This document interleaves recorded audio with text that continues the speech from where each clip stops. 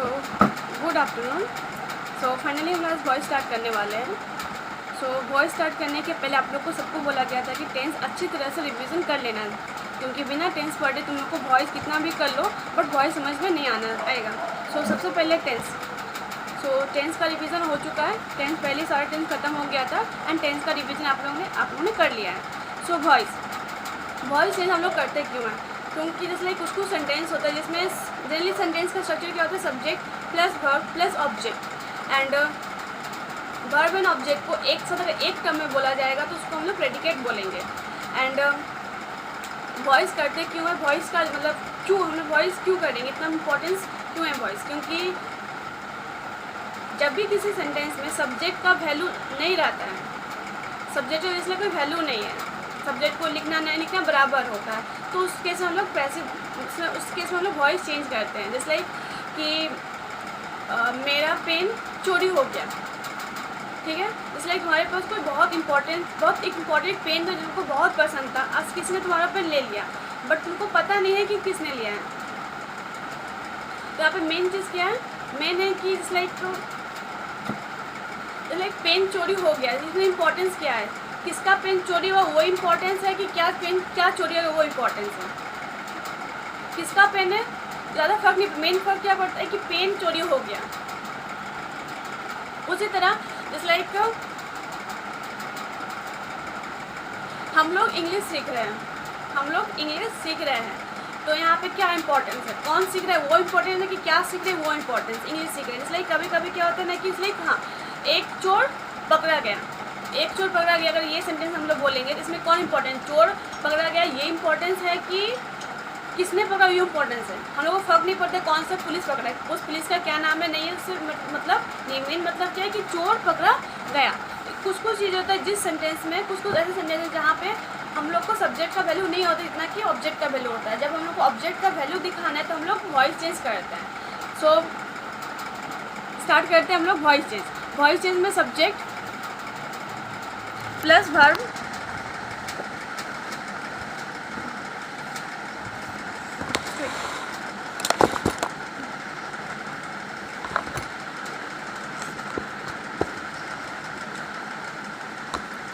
Subject plus verb plus object. अगर दोनों को एक साथ बोलेंगे तो प्रेडिकेट बोलेंगे।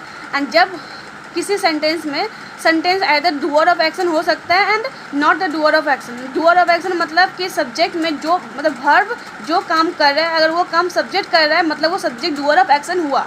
एंड जब वो काम सब्जेक्ट नहीं करता है उसको not the doer of action करते हैं, मतलब उस केस में सब्जेक्ट का कोई वैल्यू नहीं रहता। इसलिए हम लोग इस चीज़ को दिखाने के हम लोग वॉइस चेंज करते हैं। एक बार इसको लिख लो।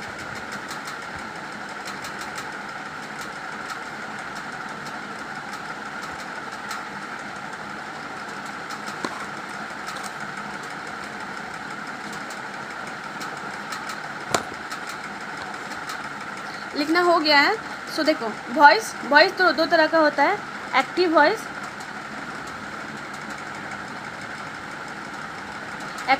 And passive voice.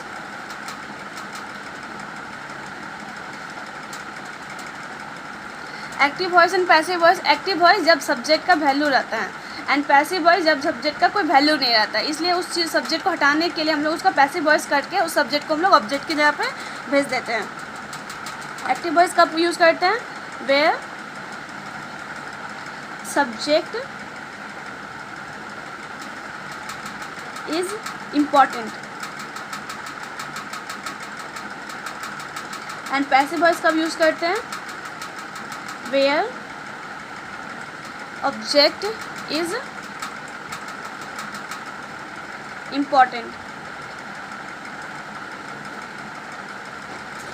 जब सब्जेक्ट इंपॉर्टेंट रहता है तो हम लोग एक्टिव वॉइस यूज़ करते हैं, जब ऑब्जेक्ट इंपॉर्टेंट रहता है तो हम लोग पैसिव वॉइस यूज़ करते हैं। तो वॉइस वाले चैप्टर में हमारा दो काम रहेगा। पहला काम रहेगा identification of voice.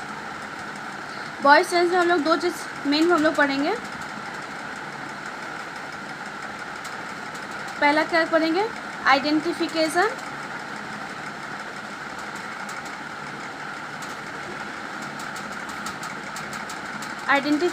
Of voice. हम लोग सेकंड पढ़ेंगे conversion of voice.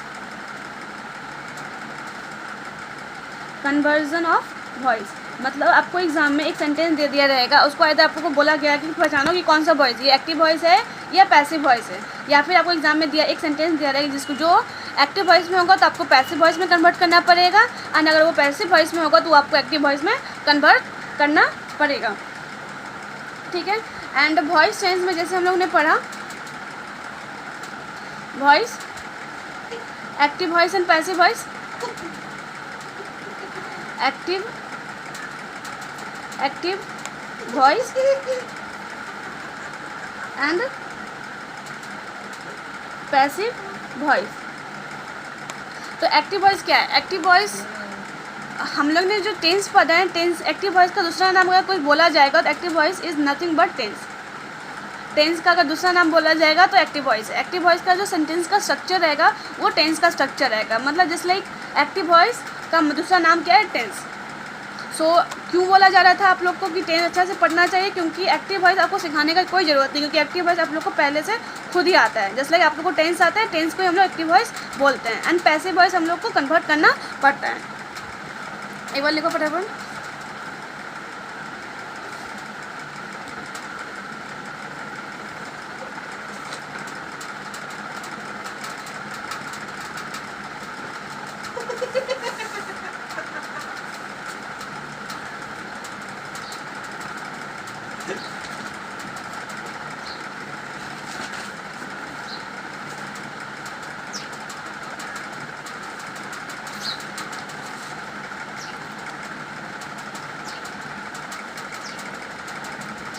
But active voice and लिखना हो गया शायद। एक्टिव वॉइस और टेंस में कुछ डिफरेंस है। क्या डिफरेंस है? टेंस टोटल कितना होता है? अगर टेंस को हम लोग देखा जाए,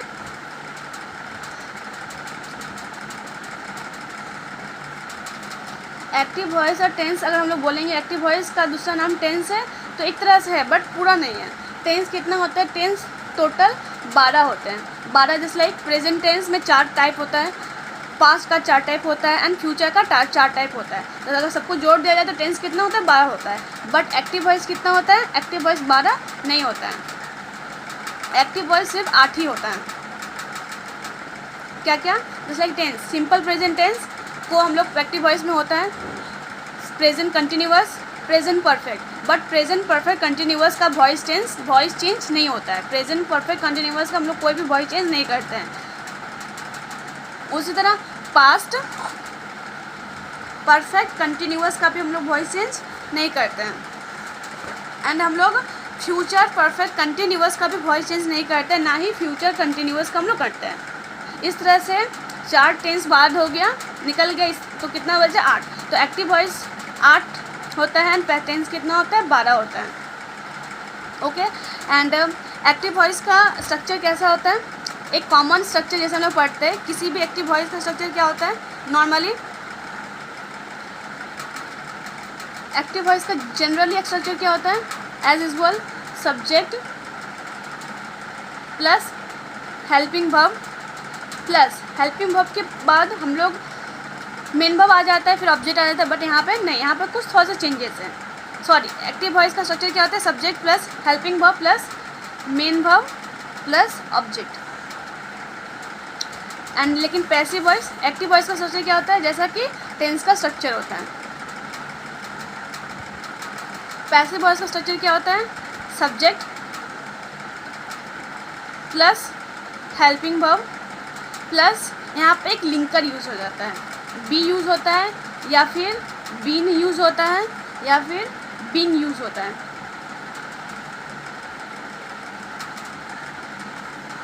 इन सब में से कोई एक यूज़ होता है, एंड फिर प्लस यहाँ पे मेन वर्ब यूज़ होता है। मेन वर्ब का हमेशा याद रखना, कभी भी कोई भी पैसिव वॉइस हो, कोई भी पैसिव वॉइस हो, 8 जैसे लाइक एक्टिव वॉइस 8 होता है, मतलब पैसिव वॉइस भी 8 होता होगा। जैसे लाइक एक्टिव वॉइस 8 है तो पैसिव वॉइस भी 8 होता होगा। लेकिन किसी भी पैसिव वॉइस में हमेशा याद रखना है यहाँ पे वर्ब का, मेन वर्ब का थर्ड फॉर्म। यहाँ पे जैसे लाइक इसको छोड़ दो, यहाँ पे वर्ब का हमेशा थर्ड फॉर्म यूज़ होता है हमेशा। प्लस याद रखना यहाँ पे एक बाय यूज़ हो जाता है, बाय एंड प्लस ऑब्जेक्ट। ये रहा आपका पैसिव वॉइस का structure. Subject helping verb be, been, being, इसमें से कोई एक यूज़ होगा, plus main third form plus by plus object. ठीक है, कौन सा कब कहाँ यूज़ होगा वो हम लोग जिस तरह का टेंस रहेगा उसके हिसाब से यूज़ करेंगे। बट सिर्फ एक चीज़ याद रखना, यहाँ पे हमेशा थर्ड फॉर्म रहेगा और उसके बाद बाय आना जरूरी है। कुछ कुछ केस में बाय नहीं आएगा, जो क्लास 9 तक जनरली नहीं आता, क्लास 9 में हर वॉइस में बाय आएगा ही। ठीक है, तो आप लोग को याद रखना है थर्ड फॉर्म हमेशा आएगा, बाय हमेशा आएगा, यहाँ पे ऑब्जेक्ट आएगा। एक चीज़ याद रखना, जैसे लाइक ये सब्जेक्ट है,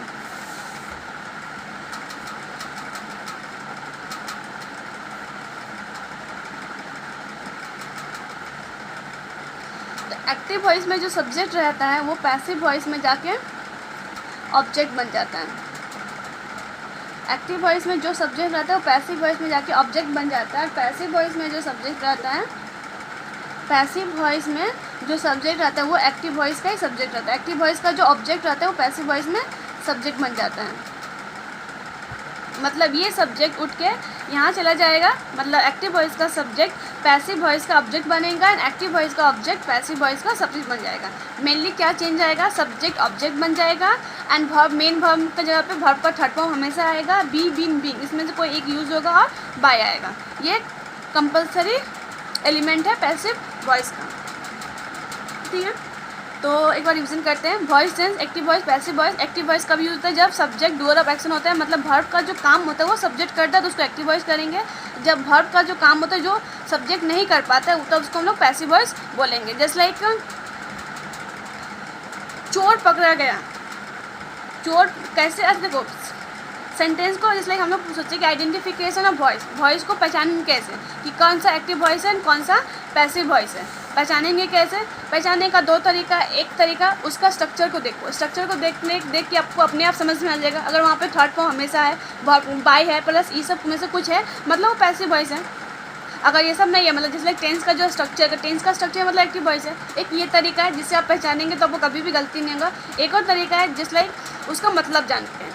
जैसे लाइक कोई सेंटेंस आपको लिखा गया, अगर उसमें वो सब्जेक्ट वो वर्ब वाला काम कर पाएगा मतलब वो एक्टिव वॉइस है। अगर वो वर्ब वाला काम नहीं कर पाएगा तो वो पैसिव वॉइस है। एग्जाम्पल में अगर बोलेंगे तो जैसे like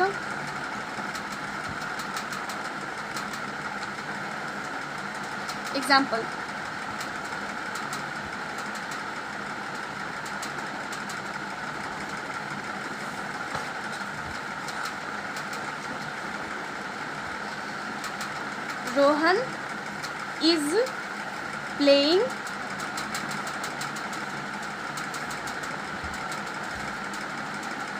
Rohan is playing football.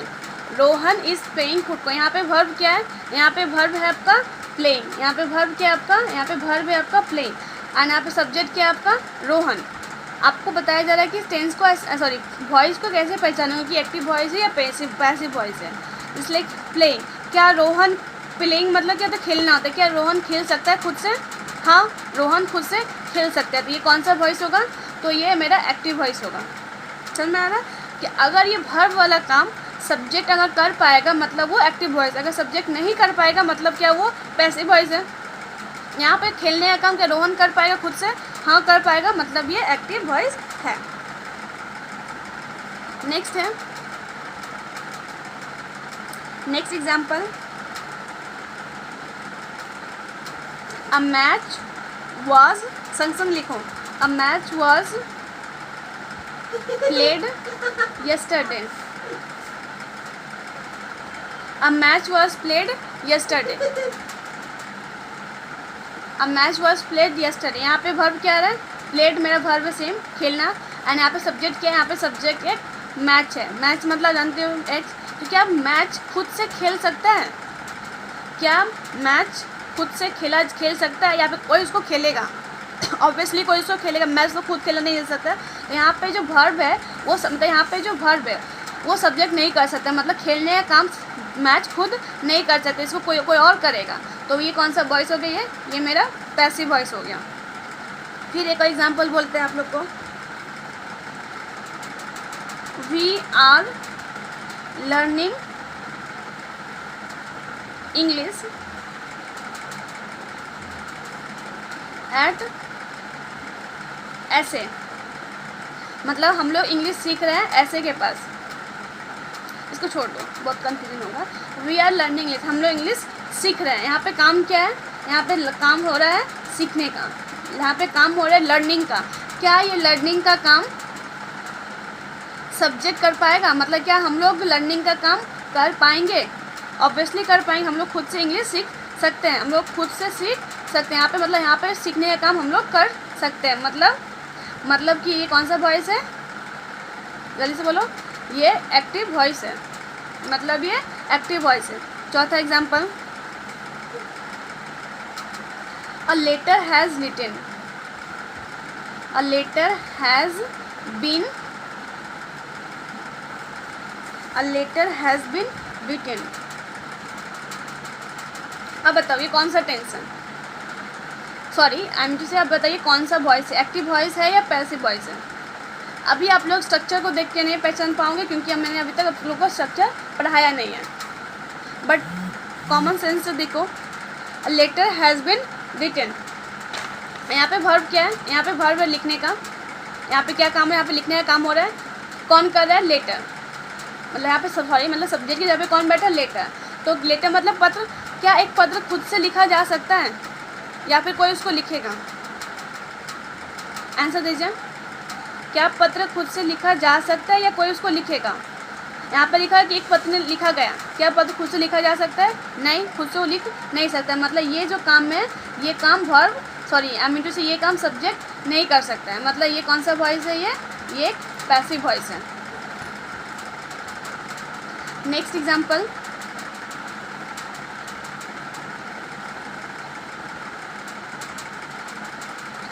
A car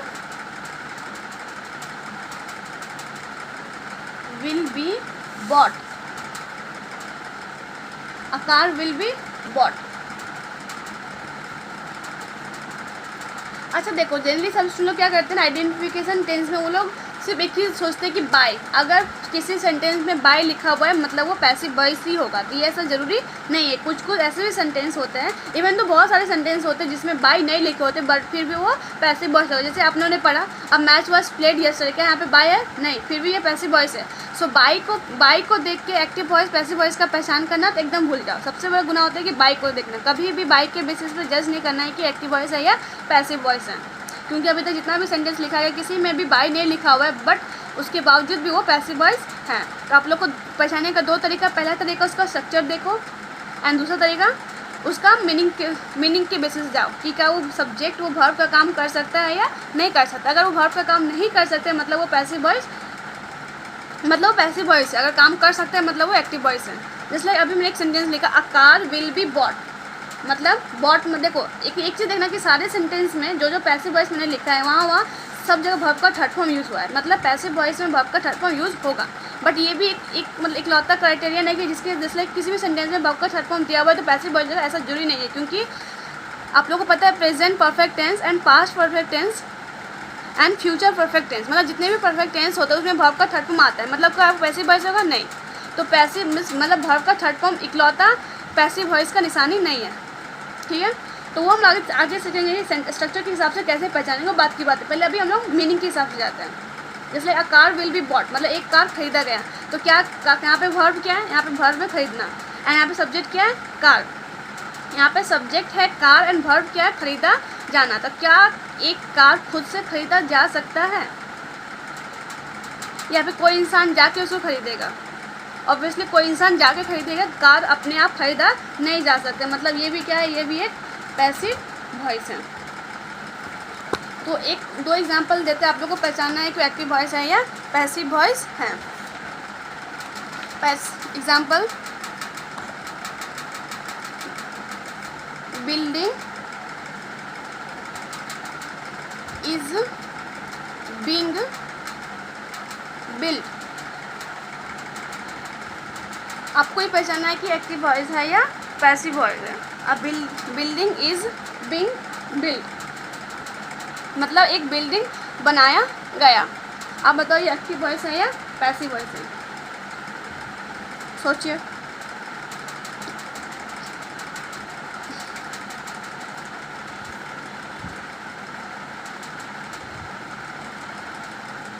क्या ये बनाने का काम बिल्डिंग खुद से कर सकता है कि नहीं कर सकता है? ऑब्वियसली नहीं कर सकता। क्या बिल्डिंग खुद से बन सकता है? नहीं, किसी ना किसी को बनाना पड़ेगा, बिल्डिंग खुद से नहीं बन सकता है। मतलब ये कौन सा वॉइस होगा? ये भी एक पैसिव वॉइस है। Next sentence, thief was caught yesterday। मतलब एक चोर पकड़ा गया कल एक चोर पकड़ा गया। हम देखो यहाँ पे सब्जेक्ट क्या है, यहाँ पे सब्जेक्ट है चोर, पकड़ना क्या है, पकड़ा जाना क्या है, यहाँ पे कॉट ऑब्जेक्ट है। यहाँ पे चोर को पकड़ा जाना क्या है मेरा, सॉरी मिस्टेक, यहाँ पे सब्जेक्ट क्या है, सब्जेक्ट है थीफ, और पकड़ा जाना क्या है मेरा वर्ब। तो क्या पकड़ने का काम चोर खुद से कर सकता है? क्या चोर खुद ही पकड़ाया जा सकता है कि कोई उसको पकड़ेगा? ऑब्वियसली कोई उसको पकड़ेगा, चोर खुद से पकड़ा नहीं जा सकता। मतलब ये भी क्या है, ये भी मेरा एक पैसिव वॉइस है। तो हल्का हल्का समझ में आया active voice and passive voice को कैसे पहचानेंगे। जब भी सब्जेक्ट पहचानने का एक जो इस तरीके पे कभी भी गलती नहीं हो सकता। पहला जस्ट लाइक वर्ब, क्या वर्ब आपको मेनली एक सेंटेंस में पहचानना है? मेनली आपको एक सेंटेंस में पहचानना है कि सब्जेक्ट निकालना है आपको, उसके आपको वर्ब फाइंड आउट करना है एंड फिर आपको सोचना है कि वर्ब वाला काम सब्जेक्ट कर सकता है कि नहीं कर सकता। अगर वर्ब वाला काम सब्जेक्ट कर सकता है मतलब वो एक्टिव वॉइस होगा। अगर वर्ब वाला काम सब्जेक्ट नहीं कर सकता है मतलब क्या, वो पैसिव वॉइस होगा। फिर मैं तो एक्टिव वॉइस पैसिव वॉइस में एक इकलौता तरीका पहचानने का कि वर्ब सब्जेक्ट कर सकता है कि नहीं कर सकता। वर्ब में जो एक्शन है, जो भी काम है, खाना पीना दौड़ना पकड़ना, अगर वो सारा काम बनाना, वो सारा काम अगर सब्जेक्ट कर सकते हैं मतलब वो एक्टिव वॉइस है। अगर वो सब्जेक्ट नहीं कर सकते मतलब वो पैसिव वॉइस है। तो कभी भी आइडेंटिफिकेशन का काम बाय को देख के नहीं करना है। कभी भी सब लोग ऐसे ही करते हैं, बाय लिखा हुआ है मतलब पैसिव वॉइस है, अगर बाय नहीं लिखा मतलब एक्टिव वॉइस है, बट ऐसा कुछ भी नहीं है। बहुत सारा सेंटेंस आपने अभी जितना भी मैंने सेंटेंस लिखा कहीं भी पैसिव, कहीं भी बाय का यूज़ नहीं हुआ, बट वो भी पैसिव वॉइस है। ठीक है, एक और सेंटेंस देखो जहाँ पे बाय का यूज़ हुआ फिर भी वो एक्टिव वॉइस कहलाएगा। Just like